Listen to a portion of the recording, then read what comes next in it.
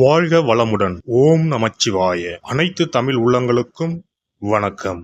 நிகழும் ஸ்ரீ மங்களகரமான குரோதி ஆண்டு நவம்பர் மாதம் 16ஆம் தேதி சனிக்கிழமை அன்று பிரதமை திதியில் கிருத்திகை நட்சத்திரத்தில் வரியான் நாமயோகத்தில் பாலவம் கர்ணத்தில் அமிர்தயோகம் கூடிய நன்னாளில் இந்த மகத்தான கார்த்திகை மாதம் பிறக்கிறது.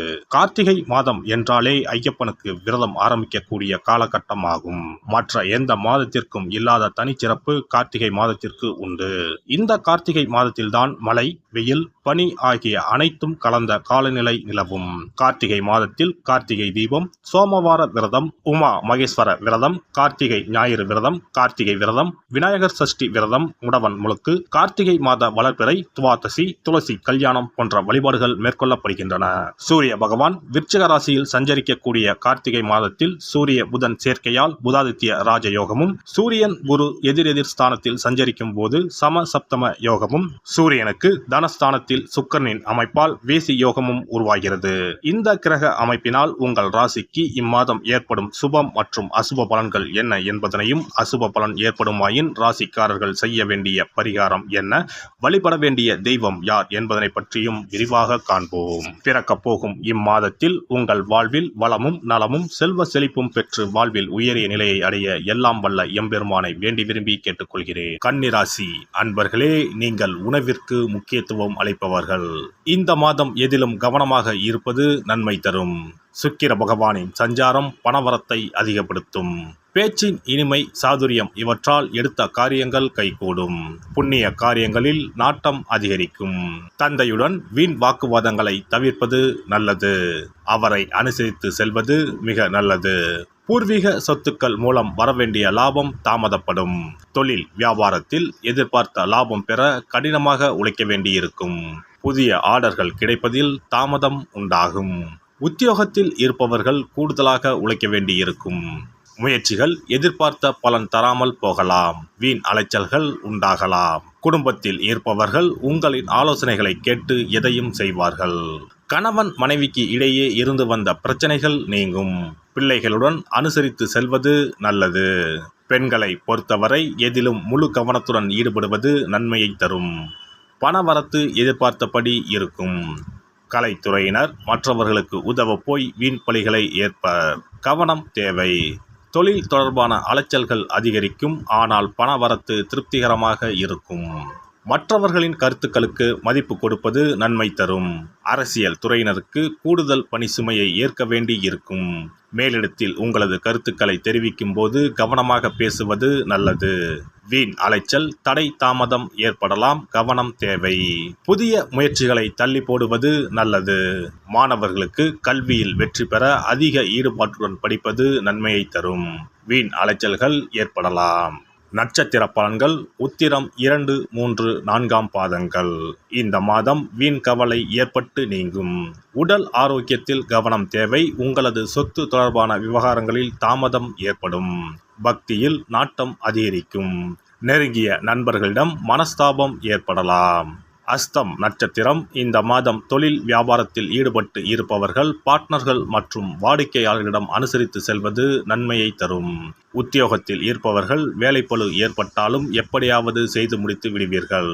சக ஊழியர்களின் ஒத்துழைப்பும் இருக்கும். சித்திரை 1, 2ஆம் பாதங்கள். இந்த மாதம் குடும்பத்தில் இருப்பவர்களுடன் ஏதாவது ஒரு வகையில் வாக்குவாதம் உண்டாகும். கணவன் மனைவிக்கு இடையே சிறு சிறு மனஸ்தாபம் உண்டாகும்.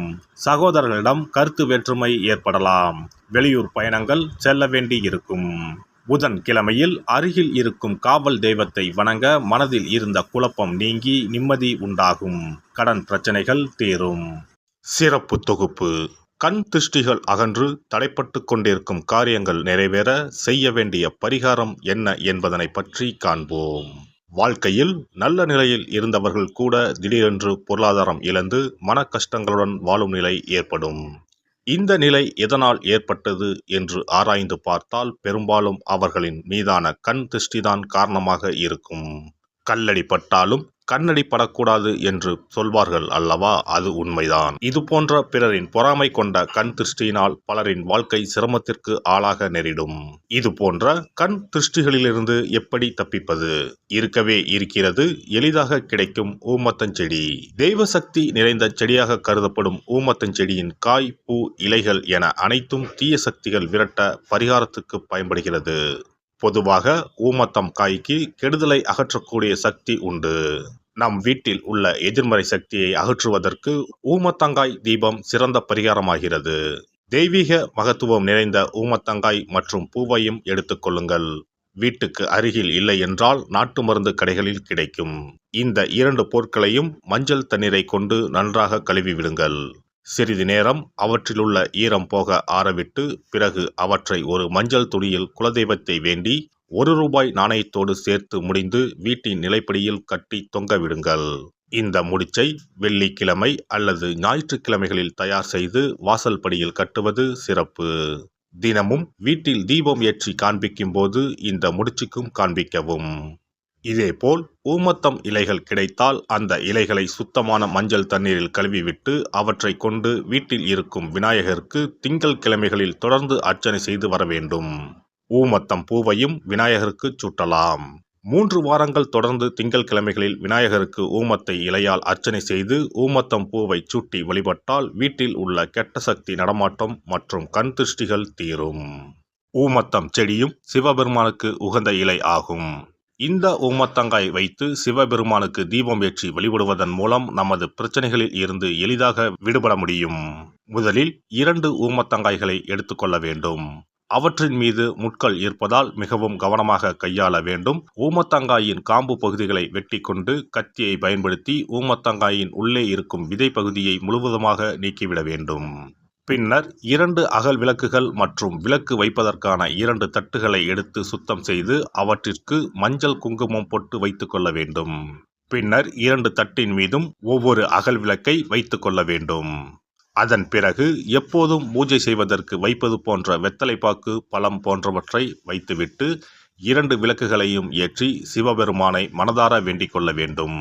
எனக்கு இருக்கும் பிரச்சனைகள் அனைத்தும் தீர்ந்து இன்பமான வாழ்க்கை கிடைக்க வேண்டும் என வேண்டிக் கொள்ள வேண்டும். இந்த பூஜையை வெள்ளிக்கிழமை அன்று தொடங்கினால் தொடர்ந்து 9 வெள்ளிக்கிழமைகள் செய்ய வேண்டும். ஊமத்தங்காயின் மீது எவ்வாறு முட்கள் இருக்கிறதோ அதுபோல நமது வாழ்க்கையில் இருக்கும் முட்கள் போன்ற பிரச்சனைகளை அவை தீர்த்து வைக்கின்றன. இந்த பூஜையை நாம் தொடர்ந்து செய்து வருவதால் நம் மீது இருக்கும் கண் திருஷ்டிகள் அகன்றுவிடும். தீராத துயரங்கள் தீர்ந்துவிடும். பணம், நகை நம்மிடம் பெருகி வரும். சிலருக்கு கையில் சுத்தமாக பணம் இருக்காது. வறுமை தாண்டவமாடும். கடன் தொல்லையால் கஷ்டப்படுவார்கள். பண பிரச்சனையில் சிக்கி கொண்டிருப்பவர்கள் இந்த தீபத்தை ஏற்றினால் 3 வாரங்களில் நல்ல பலனை பெற முடியும். தொழிலில் நல்ல முன்னேற்றம் இருக்கும். கடன் பிரச்சனைகள் தீரும். உறவினர்களிடையே பகைமை இருந்தால் அவையும் மறைந்துவிடும். நோய்வாய் உள்ளவர்கள் இந்த தீபத்தை ஏற்றுவதன் மூலம் நல்ல பலனை பெற முடியும். பொதுவாகவே எந்த பரிகாரம் என்றாலும் அதை முழு நம்பிக்கையுடன் செய்தால் மட்டுமே முழு பலன் கிடைக்கும் என்பதை நினைவில் கொள்ளுங்கள். எல்லாம் வல்ல இறையருளால் நீங்களும் உங்கள் அன்பு குடும்பமும் உடல் நலம், நீலாயுள், நிறை செல்வம், உயர் புகழ், மெய்ஞானம் ஓங்கி வாழ்க வளமுடன்.